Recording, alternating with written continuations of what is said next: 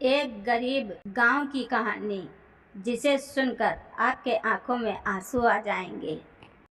एक परिवार में पति पत्नी में झगड़ा हो गया। जब पति और बच्चे खाना खाकर सो गए तो पत्नी घर से बाहर निकल गई, यह सोचकर कि अब वह अपने पति के साथ एक साथ नहीं रह सकती। मोहल्ले की गलियों में इधर उधर भटक रही थी कि तभी उसे एक घर से आवाज़ सुनाई दी। एक स्त्री रोते हुए ईश्वर से अपने बीमार बच्चे के लिए प्रार्थना कर रही थी।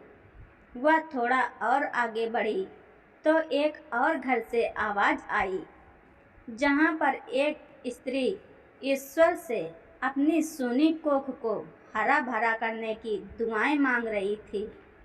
जब वह थोड़ा और आगे बढ़ी, एक और घर से आवाज़ आ रही थी कि जहां एक पत्नी अपने पति से कह रही थी कि वह मकान मालिक से कुछ और दिन की मोहलत मांग ले और उससे हाथ जोड़कर अनुरोध करे कि वह रोज रोज आकर उन्हें तंग ना करे।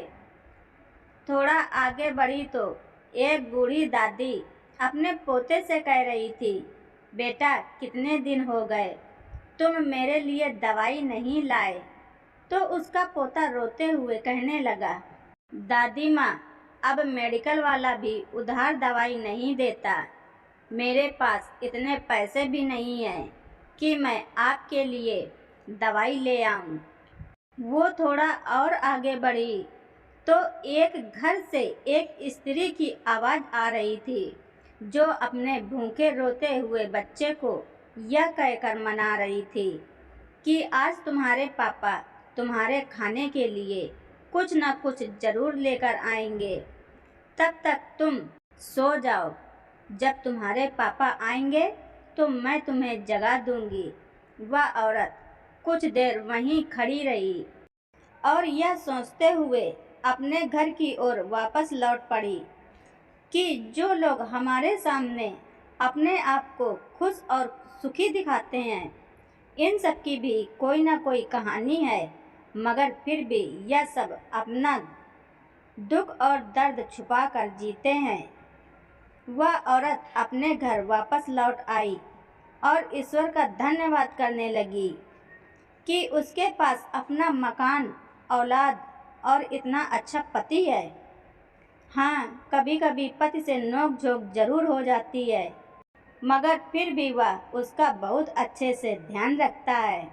वह यह सोच रही थी कि उसकी ज़िंदगी में कितने दुख हैं, मगर जब उसने लोगों की बातें सुनी तो उसे यह अंदाज़ा हो गया कि लोगों के दुख तो उनसे भी कहीं ज़्यादा हैं। ज़रूरी नहीं है कि आपके सामने खुश और सुखी नज़र आने वाले सभी लोगों का जीवन अच्छा हो। उनके जीवन में कोई परेशानी या तकलीफ नहीं है, मगर सभी अपनी अपनी परेशानी तकलीफ़ों को छुपाकर मुस्कुराकर जीने की कोशिश करते हैं। बहुत लोगों के हंसी के पीछे दुख और मातम के आंसू हैं। परीक्षाओं और कठिनाइयों के बावजूद जीवन जीना जीवन की वास्तविकता है। यही असल ज़िंदगी है। दोस्तों, आप सबको हमारी यह छोटी सी स्टोरी कैसी लगी कमेंट में ज़रूर बताएं और अपने दोस्तों को ज़्यादा से ज़्यादा शेयर करें। धन्यवाद। रिचा वाइस।